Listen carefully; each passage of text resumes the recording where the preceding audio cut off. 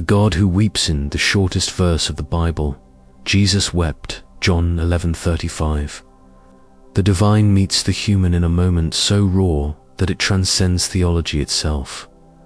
Those two words contain an entire theology of empathy. They tell us that God is not distant nor unmoved by the cries of his creation. In that tear, we find the intersection of heaven and earth, the moment when eternity stoops down to touch human grief. When Jesus wept at the tomb of Lazarus, he already knew that resurrection was moments away, yet he allowed himself to feel the full weight of human sorrow. Why? Because to redeem humanity, he first had to fully feel humanity. His tears sanctified our pain, making suffering not merely a curse, but a channel of divine intimacy. In a world obsessed with strength, his vulnerability remains revolutionary. The image of a weeping God stands against the notion of power without compassion. It reminds us that the divine does not dominate pain, he enters it. The language of tears, pain, in its purest form, transcends language. Words falter where wounds speak. But in Jesus weeping, we discover that tears themselves are a divine dialect, the language of compassion. God, through Christ, speaks not only in commandments or parables, but in the silent eloquence of shared suffering. The Gospels show Jesus moved deeply by hunger, loneliness, betrayal, and the anguish of others. His compassion was not theoretical. It was visceral. He touched lepers, wept for Jerusalem, and cried out on the cross. Each of these moments reveals a God who does not remain above pain, but translates it into redemption. When humanity cries out in war, poverty, illness, or loneliness, the echo is divine.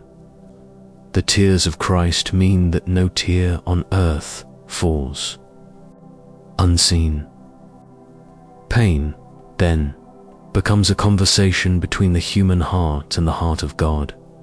The cross, as a mirror, the cross is often seen as the symbol of sacrifice and salvation, but it is also the mirror of human suffering. Every injustice, betrayal, and wound finds its reflection there. On that wooden beam hangs the weight of every human cry. When Jesus hung on the cross, stripped, bleeding, mocked, he embodied the pain of every person who has ever felt abandoned by love, justice, or meaning.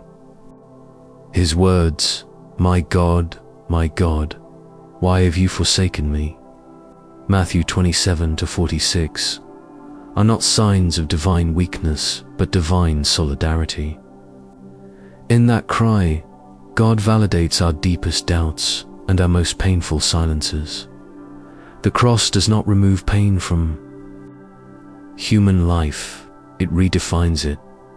Through Christ, suffering is no longer meaningless chaos. It becomes the pathway through which redemption flows. His agony becomes our assurance that God is not indifferent to human despair. The compassion of a wounded God in the ancient world. Gods were imagined as perfect and untouchable, yet the God of Christianity bleeds. This paradox, a wounded God, changes everything about how we understand suffering. If God himself suffers, then pain is not the absence of divinity. It is where divinity meets the human condition. Theologian Jürgen Moltmann wrote, "Only a suffering God can help." And that statement defines the heart of the Christian message. God's power is not shown through immunity, but through empathy. When Christ resurrected, his wounds remained. He could have risen without scars, yet he chose to keep them. They were not signs of defeat, but testimonies of love, reminders that even divine victory carries the memory of pain. In those scars, he invites us to see our wounds differently, not as the end of faith, but as sacred openings through which grace enters. Human pain in a modern world, in the modern age. Suffering is often medicalized, sanitized, or hidden. We avoid it, medicate it, or mask it behind screens and slogans. Yet the human heart still aches, perhaps more now than ever. Loneliness, anxiety, loss, and alienation form the new landscape of pain. Into this world, the weeping Jesus still speaks. His tears are a protest against apathy and a call to compassion. When he weeps, he says, "Do not numb yourself to the pain of others." The voice of Christ in human pain is not just comfort, it is also confrontation. It confronts a society that glorifies success while neglecting the broken. True faith does not flee from suffering, it transforms it into empathy. To follow the weeping Christ is to become healers in a wounded world, not by offering cheap optimism, but by standing with those who mourn. The ministry of presence. When Jesus visited the home of Mary and Martha after Lazarus' death, he did not immediately preach or explain. He stood with them, cried with them, and shared their grief. That is the divine model of compassion, presence before answers. Humanity often seeks explanations for pain. Why did this happen? Where is God? But the story of Jesus weeping teaches that the divine response to pain is not an argument, it is presence. God does not always erase suffering, but he inhabits it with us. Every act of compassion, every hand held, every tear shared, is an echo of that same divine presence.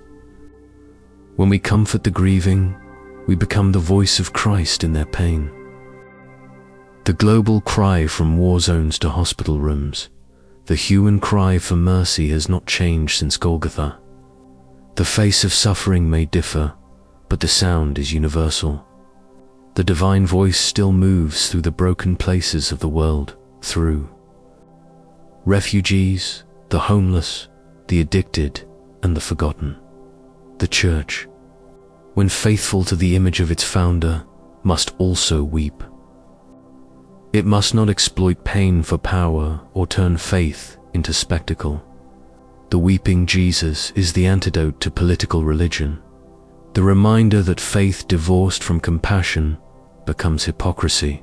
To follow the Christ who wept is to reject every system that profits from human pain. His tears are a warning. Do not use my name to build your throne. True discipleship is not found in temples of wealth, but in the quiet company of the suffering. The voice in silence, perhaps. The hardest part of suffering is divine silence. We pray and hear nothing. We cry out and heaven seems empty. Yet, even in silence, the voice of Christ whispers through memory and meaning. When Jesus hung on the cross, the Father was silent, not absent, but silent. That silence was not cruelty, it was participation. It was the stillness of love that refuses to interrupt suffering with premature relief. Through that moment, God teaches humanity the sacredness of endurance, that even when he seems hidden, he is still near. Silence, in the language of faith, is not absent. It is the space where the soul learns to listen beyond words, where pain becomes prayer, redemption in the wound. Every wound carries within it the possibility of transformation. The gospel teaches that resurrection does not erase the crucifixion, it redeems it. Likewise, human suffering, when met with faith, becomes the soil from which compassion grows. Jesus weeping reveals the divine pattern. Grief leads to love. Love leads to service, and service leads to healing. The purpose of acknowledging pain is not despair, but empathy.